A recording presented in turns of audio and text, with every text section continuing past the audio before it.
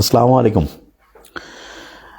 শহীদ ওসমান হাদি যে ভাই, ওনার প্রতি আমরা প্রত্যেকে এখন চাচ্ছি না যে একটা সম্মান কিভাবে প্রদর্শন করতে পারি, না এরকম একটা জিনিস চিন্তা যে আমরা সবাই ওসমান হাদি হব, এরকম একটা মনের মধ্যে আকাঙ্ক্ষা তৈরি হয়েছে।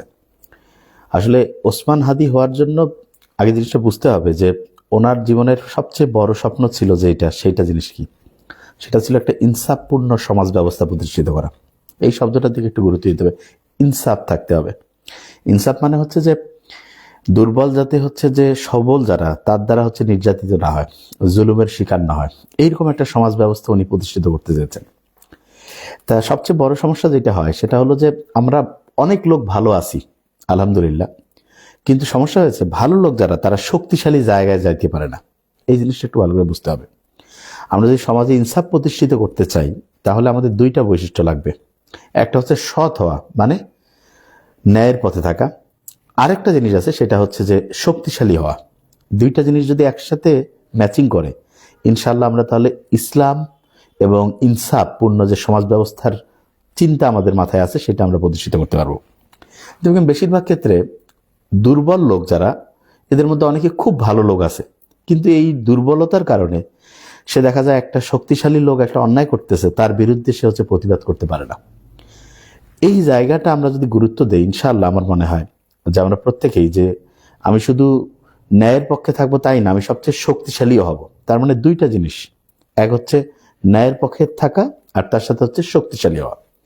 এখন আমরা যে এই যে শক্তিশালী যে হব, এটা কিভাবে? ন্যায়ের পথে থাকার ক্ষেত্রে যে ঠিক আছে, আমি মানসিকভাবে আমি চিন্তা করছি যে আমি সৎ পথে থাকবো, যেটা ঠিক সেইটাকে সাপোর্ট করব, অন্যায় যেটা সেটার হচ্ছে যে প্রতিবাদ করব, এই জিনিসটা তো ওকে ফাইন। কিন্তু আমি শক্তিশালী হব কিভাবে, এই জিনিসটা খুব বোঝার বিষয় আছে। শক্তিশালী হইতে গেলে প্রথম যে জিনিসটা মাথায় রাখতে হবে সেটা হচ্ছে যে এই বর্তমান সময়ে সবচেয়ে শক্তিশালী হচ্ছে সেই লোকটা যে বেশি সবচেয়ে জ্ঞানী হয়। যে ভাই এটা আবার কেমন কথা যে জ্ঞানী না, অনেক জ্ঞানীকে তো আমরা দেখছি যে সে দুর্বল অবস্থায় আছে। না, জ্ঞানী বলতে আমরা যেটা বোঝাচ্ছি সেটা হচ্ছে যে সায়েন্স টেকনোলজি এইটাকে যে যত ভালোভাবে স্মার্ট হইতে কাজে লাগাতে পারবে সে তত শক্তিশালী হওয়ার সুযোগ আছে। দেখেন, এমন পৃথিবীতে অনেক জাতি আছে যারা সংখ্যায় অল্প, কিন্তু তারা জ্ঞান বিজ্ঞানে এমন নিয়ন্ত্রণ নিয়েছে, সারা পৃথিবীর কয়েকশো কোটি লোক তাদের নিয়ন্ত্রণে চলে। তার মানে হচ্ছে আপনি যদি নলেজের দিক থেকে, জ্ঞানের দিক থেকে সবচেয়ে পাওয়ারফুল জায়গায় যান, বিশ্বাস করেন, তখনই আপনি চাইলে আল্লাহর রহমতে যে অন্যায় যেটা রয়েছে, যেটা হচ্ছে যে আমরা বলি যে ওইটাকে বলে যে হচ্ছে একজন নিপীড়িত হচ্ছে কোনো মজলুমকে আপনি চাইলে হেল্প করতে পারবেন। এই জিনিসটাকে খুব ভালো করে মাথায় নেন। তার মানে শক্তিশালী হওয়া আপনার জন্য খুব ইম্পর্টেন্ট।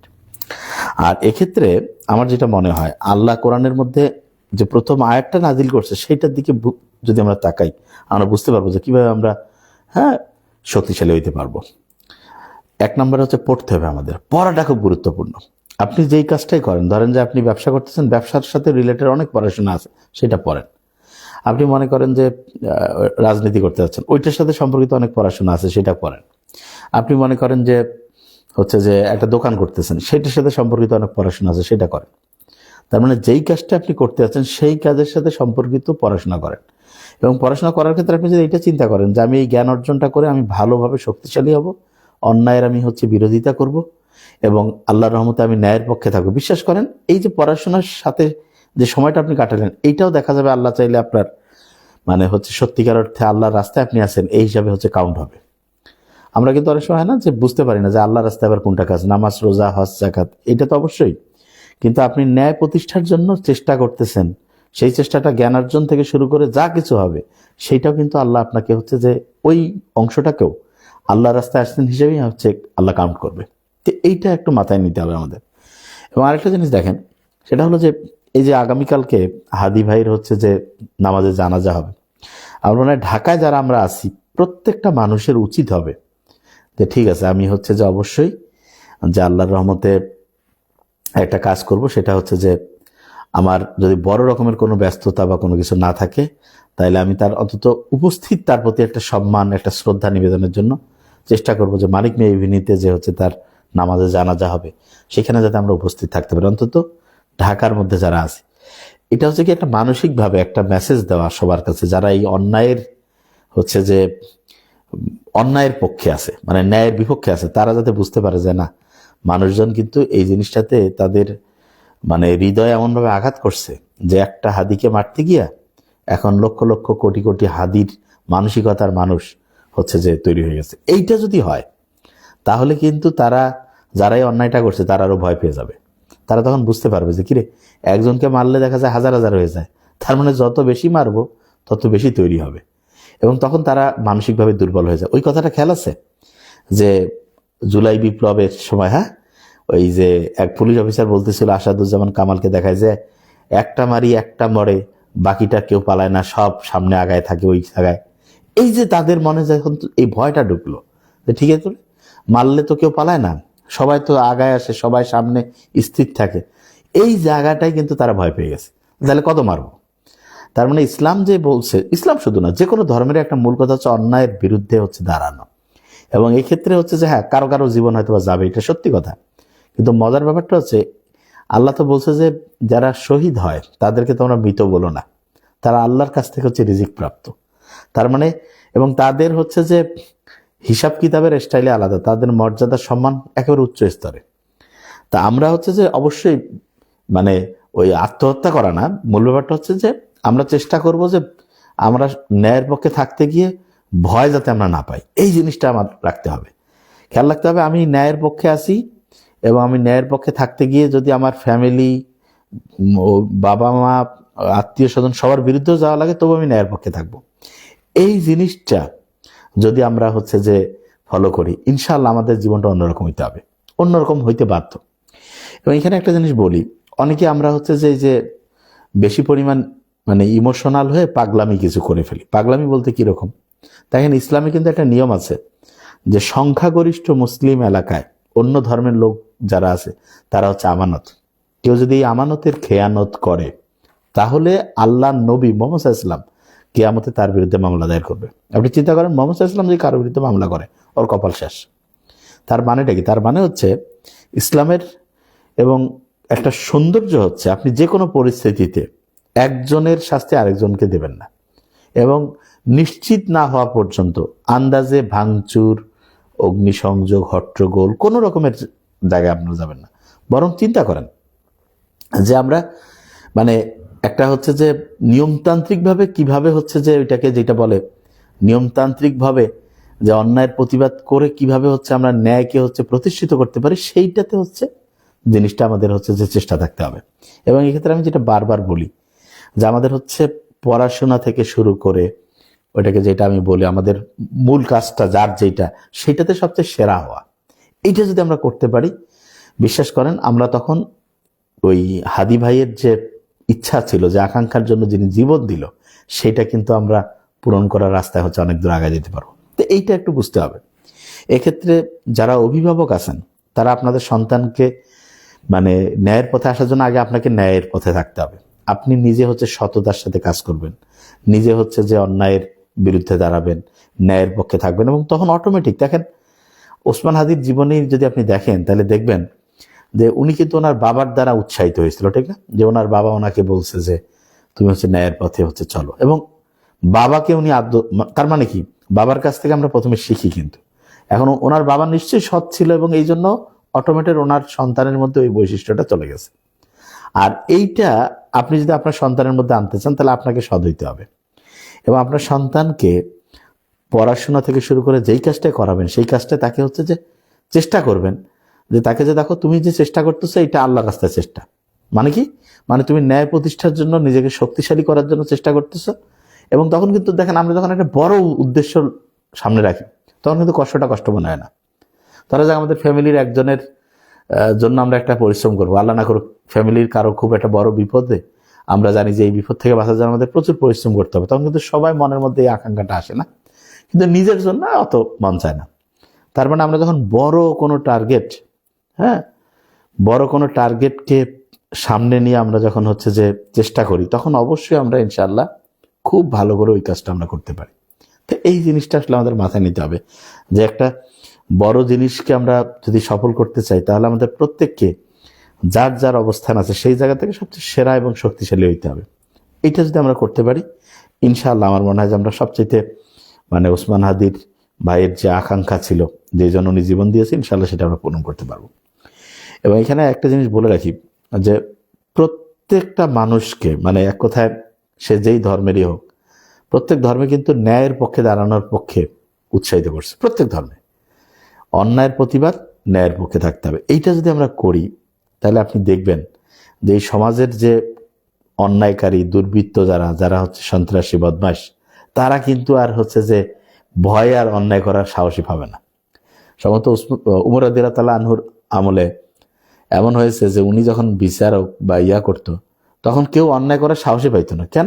কারণ জানে যে অন্যায়কারী কোনো, মানে ওনার যদি ছেলেও হয় তারপরে কোনো হচ্ছে যে খাতির করবে না, তাইলে কিভাবে অন্যায় করবে। আর এক্ষেত্রে একটা জায়গায় একটু ফোকাস করা উচিত, সেটা আমার মনে হয়েছে, বিচার ব্যবস্থাটা বড় রকমের একটু সাজানো উচিত বিচার ব্যবস্থার মধ্যে। হ্যাঁ, বিচার ব্যবস্থা যেটা আছে সেটা হলো যে এই বিচার ব্যবস্থার মধ্যে আমি যেটা বলছি যে যারা এই জামিন থেকে শুরু করে বিচারক যারা আছেন, তারা কিসের উপর ভিত্তি করে কাকে ছাড়তেছেন, এই জিনিসটা একটা নথিপত্র হওয়া উচিত। এবং একজন বিচারক যদি 2 নাম্বারই করে, তাহলে মানুষ যাবে কোথায়? এই কারণে বিচার প্রক্রিয়াটা একটা ঘটনা বলি আপনাদের সম্বন্ধে, এটা দ্বিতীয় বিশ্বযুদ্ধের বা প্রথম বিশ্বযুদ্ধের, উইনস্টন চার্চিল যেহেতু ছিলেন, দ্বিতীয় বিশ্বযুদ্ধের হওয়ার কথা। তা চার্চিল বলতেছে আমরা যুদ্ধে যাব। তা ওই দেশের যারা মন্ত্রী আছে তারা বলছে না, আমরা যুদ্ধে যাব কিভাবে, আমরা তো অনেক খরচপাতি হবে, আমরা ধ্বংস হয়ে যাব। তখন চার্চিল বলতেছিল যে আমাদের দেশের বিচার ব্যবস্থা কি ঠিক আছে? বলছে হ্যাঁ ঠিক আছে। বলছে বিচার ব্যবস্থা যদি ঠিক থাকে তাহলে আমরা যুদ্ধে জয়ী হব। কেন? কারণ বিচার যেই জায়গায় ঠিক থাকে সেই জায়গা মানে হচ্ছে স্রষ্টার একটা রহমত থাকে, সে যেই ধর্মেরই হোক। হ্যাঁ, তাহলে এই জিনিসটা খুব ভালো করে মাথায় নিতে হবে। এটা খুব ইম্পর্টেন্ট। প্রত্যেককে আমরা বলবো যে এই জিনিসটা, এই যে দেখেন, হ্যাঁ, আমার মজাই লাগে, আল্লাহ এদেরকে হেদায়েত করা উচিত না। এই যে মোহাম্মদ নীরব হোসেন বহুত দালালি করতেছে, দেখেন তো, এরকম আল্লাহ রহম করুক। আল্লাহর কাছে এদের সম্বন্ধে দোয়া ছাড়া আর কোনো বুদ্ধি নেই। আমরা যেই কথা বলছি, এই কথাটার তার মানে কি উনি চায় না ওনার, আমি জানি না ওই লোককে, ওনার সন্তান ভালো রাস্তায় থাক নাকি অন্যায়ের পথে যাবে? ওনার সন্তান হচ্ছে যে ন্যায়ের পক্ষে দাঁড়াক, ওনার সন্তান হচ্ছে যে কোনো জায়গায় একটা জুলুম নির্যাতন দেখলে সেইটা বাধা দিক। এই কথা যদি কারো গায়ে লাগে, তাহলে বুঝতে হবে এটা মানুষের কাতারের মধ্যে পড়ে না। আর যে মানুষের কাতারে পড়ে না তার সাথে আর কথা বলার তো কিছু নেই। তাহলে এই যে মানুষজন, এরা কি আসলে শয়তান হতে একটা অন্য জিনিস, কিন্তু মানুষ এরকম কিরকম করে হইতে পারে? মানে দেখেন, এই যে এরা হচ্ছে সবচেয়ে বড় শয়তান। দেখেন, একটা জিনিস হচ্ছে আপনি সরাসরি যে হ্যাঁ আমি শয়তানের পক্ষে, কোনো সমস্যা নেই, কিন্তু আপনি ব্যাপারটা হলো এরকম যে আপনি কি বলতেছেন যে কি জানি একটা দালাল, কি জানি একটা শব্দ না, হ্যাঁ আমরা হচ্ছে যে ন্যায়ের পক্ষের দালাল, আমরা হচ্ছে অন্যায়ের যারা বিরোধিতা করে তাদের পক্ষের দালাল। যে মজলুম যারা থাকে, নিপীড়িত, তাদের পক্ষে যারা হচ্ছে যে দাঁড়ানোর যদি দালাল হয়, আমরা ঠিক আছি। বুঝা গেছে? হ্যাঁ, ওদের বলেন রাজনীতি করতে, কিন্তু আপনি করেন না কেন? Very nice question. আপনি অন্যদের বলেন রাজনীতি করতে, কিন্তু আপনি নিজে করেন না কেন? আমি রাজনীতি জিনিসটাকে সেটাই তো বুঝলাম না। রাজনীতি মানে কি, যে মাঠে ময়দানে গিয়ে শুধু স্লোগান দেওয়া নাকি? এটা রাজনীতি? এটাই তো বলি। রাজনীতি মানে হচ্ছে যে আমি কোন জিনিসটা ঠিক সেটাকে আমি সমর্থন দিব। তা যেইটা ঠিক সেটাকে আমি এসে অন ক্যামেরা কথা বলতেছি, আল্লাহ আমাকে বলার সুযোগ দান করছে, ঠিকভাবে প্রেজেন্ট করার ক্যাপাসিটি দিয়েছে, আমি এটা করতেছি। যেই লেভেলে আছে সেই লেভেল থেকে সে কাজটা করলেই তো হবে। কেউ হচ্ছে মাঠে থাকবে, কেউ হচ্ছে ফেসবুকে থাকবে, কেউ হচ্ছে মজলিসে থাকবে, কেউ সভা সমাবেশে থাকবে, ঠিক আছে? তাহলে এইটা তো যেই লেভেলে আছে, একেবারে রান্না ধর্মীয় প্রতিষ্ঠানগুলো থেকে শুরু করে স্কুল কলেজ সব জায়গাতে এই জিনিসটা তো বুঝতে হবে, ঠিক আছে? হ্যাঁ, মানে হচ্ছে যে রাজনীতি বলতে শুধু এটা না যে আমি কোনো পার্টিকে সাপোর্ট করব, না, আমি হচ্ছে ন্যায়ের পক্ষে থাকবো, আর অন্যায় যেটা সেটা বিরোধিতা করব। এই জিনিসটা আমরা বুঝতে পারি, তাহলে ইনশাল্লাহ আমরা অসাধারণ কিছু করতে পারবো। আর আরেকটা জিনিস যেটা আমার মনে হয় সেটা হলো যে আমাদের প্রত্যেকের কাউকে হচ্ছে যে সরাসরি আক্রমণ করে কারো সম্বন্ধে কোনো ওইটাকে যেটা বলে যে প্রমাণ কাউকে হচ্ছে আক্রমণ করা, বিচার ছাড়া কারো হচ্ছে যে ব্যবস্থা না। আমাদের যে জিনিসটা করা উচিত, যে জিনিসটা আমাদের করা উচিত সেটা হলো যে, আমি সবসময় বলি যে ইসলাম যেটা বলছে সেটা হচ্ছে, যে অপরাধ করছে অপরাধের শাস্তি সেই হচ্ছে পাবে। আন্দাজে আপনি কাউকে বললেন যে হ্যাঁ এ মনে হচ্ছে অপরাধের সাথে জন্য, মনে হয় বলে ইসলামে কোনো কিছু নাই, প্রমাণিত হইতে হবে। আপনি ধারণার উপর ভিত্তি করে কাউকে আক্রমণ করবেন না, কখনোই না। এবং কেউ যদি অপরাধী হয় সেটার যেই অপরাধীদের বিচারের যে ব্যবস্থা আছে সেইটার মাধ্যমে হইতে হবে। এই জিনিসগুলো একটু ভালো করে খেয়াল করতে হবে। তা আমার মনে হয় প্রত্যেকের এই জিনিস, যেটা জিনিস আমি বোঝাতে চেষ্টা করছিলাম সেটা হলো যে আমাদের দুইটা কাজ করতে হবে। সাউন্ড কম বেশি হচ্ছে, আচ্ছা। একটা হচ্ছে কি সৎ পথে থাকা, আর দ্বিতীয় যে জিনিসটা সেটা হচ্ছে শক্তিশালী হওয়া। এবং শক্তিশালী হওয়ার জন্য পড়াশোনা করার যে যেই বিষয় আছে সেটা, এবং একতাবদ্ধ থাকা। হ্যাঁ, যে বিশেষ করে দুর্বল যদি কোথাও নির্যাতিত হয়, নির্যাতিত তো দুর্বলে হয়, যে শক্তিশালী তার তো কিছুই লাগে না, সে তো নিজের ব্যবস্থা নিজে করে। যে কেউ যদি নির্যাতিত হয়, সে যদি দুর্বল হয় তাকে আরো বেশি সাপোর্ট করবো। সবল, হ্যাঁ, একটা শক্তিশালী লোকও নির্যাতনের শিকার হইতে পারে, সেখানে তো অবশ্যই আমরা তার পাশেই দাঁড়াবো। মানে এক কথায়, একদম ধনী না গরিব, সাদা কালো, আমার বংশের না তার বংশের, আমার আত্মীয় না তার আত্মীয়, এগুলোর উপর না। প্রত্যেকের হচ্ছে যে সৎ পথে থাকা, ন্যায়ের পক্ষে থাকা, এই জিনিসটা যদি আমরা করতে পারি, ইনশাল্লাহ আমার মনে হয় যে ওসমান হাদির জীবন যে উনি যে আত্মত্যাগ করলেন, এইটার বৃথা যাবে না। দেখবেন যে ইনশাল্লাহ এটা আমার মনে হয় আল্লাহ যা করে, আল্লাহর তো মতো হিকমা কারো নাই। প্রত্যেকে যদি আমরা এই জিনিসটা বুঝতে পারি যে এটার মধ্যে বিশাল একটা কল্যাণ আল্লাহ অবশ্যই রাখছেন, এবং সেইটা কল্যাণটা তখনই হবে যদি আল্লাহর রহমতে আমরা ওসমান হাদির জীবন যাওয়ার পিছনে যে কারণটা ছিল, যে ইনসাফ প্রতিষ্ঠার জন্য তিনি সংগ্রাম করছেন, সেইটাতে যদি আমরা মানে হচ্ছে যে সৈনিক হয়ে যদি কাজ করতে চাই, তাহলে দুইটা কোয়ালিটি, একটা হচ্ছে শক্তিশালী হওয়া, সৎ হওয়া, এই দুইটা কাজ। তাহলে যে যেই জায়গায় আছেন চেষ্টা করুন ওই জায়গায় সবচেয়ে সেরা হওয়ার চেষ্টা করবেন, এই কাজটা করেন। সততা তো অনেকের মধ্যে আছে, কিন্তু সমস্যা হচ্ছে যেই লোকগুলো সততা আছে সেই লোকগুলো ভালো জায়গায় যাইতে পারে না। ঠিক আছে, তাইলে এই জিনিসটা এই জিনিসটা খুব ভালো করে মাথায় রাখতে হবে। ওকে, তাহলে আমার মনে হয় যে ইনশাল্লাহ আমরা আশা যদি করি যে আল্লাহ চাইলে খুব ভালো একটা সমাজ হবে। এবং খেয়াল রাখবেন যে একটা সমাজ কিন্তু খারাপ মানুষের খারাপ কিছুর জন্য সমাজ ধ্বংস হয় না, ভালো মানুষের নিষ্ক্রিয়তা, চুপ করে থাকা, এইটার কারণে সমাজ হচ্ছে ধ্বংস হয়ে যায়। হ্যাঁ, তো এইটা জিনিস একটু মাথায় নিতে হবে যে প্রত্যেকে যেটা বলবো সেটা হলো যে খারাপ লোক থাকবেই, সে খারাপ কিছু করার চেষ্টা করবে, কিন্তু ভালো লোকেরা যদি সবাই মিলে হচ্ছে যে ওইটার প্রতিবাদ করে, যে সে চুপ করে না থেকে যদি সেইটার হচ্ছে যে মানে হচ্ছে অন্যায়ের বিরুদ্ধে দাঁড়ায় পড়ে, তাহলে বিশ্বাস করেন যে খারাপ লোক আর বেশি দিন খারাপ কিছু করতে পারবে না। এইটা আমাদের খুব ভালো করে মাথায় নিতে হবে। ন্যায়ের পক্ষে তো থাকবোই, এবং তার সাথে হচ্ছে যে অন্যায় তো করবোই না, অন্যায় যারা করতেছে তাদের হচ্ছে অন্যায়ের বিরুদ্ধে হচ্ছে আমাদের প্রত্যেকে থাকবে, যে অন্যায়ের বিরুদ্ধে যাতে আমরা হচ্ছে যে লড়াই করতে পারি। তো এই জিনিসটা ইনশাআল্লাহ, তা প্রত্যেকে আমরা চেষ্টা করব সর্বোচ্চ পরিমাণে আল্লাহ যাতে আমাদের হাদি ভাইকে আল্লাহর বেহেশত নসিব করেন। এবং আগামীকালকে ওনার যে নামাজে জানাজা আছে, এই জানাজায় আমরা চেষ্টা করব যে বিশেষ করে ঢাকা শহরের একজনও যাতে মানে বসে না থাকি, সুযোগ আছে প্রত্যেকেই যাতে আমরা হচ্ছে যে এখানে হচ্ছে যাতে যাই, এটা খুব ইম্পর্টেন্ট। এই কাজটা আমরা করব।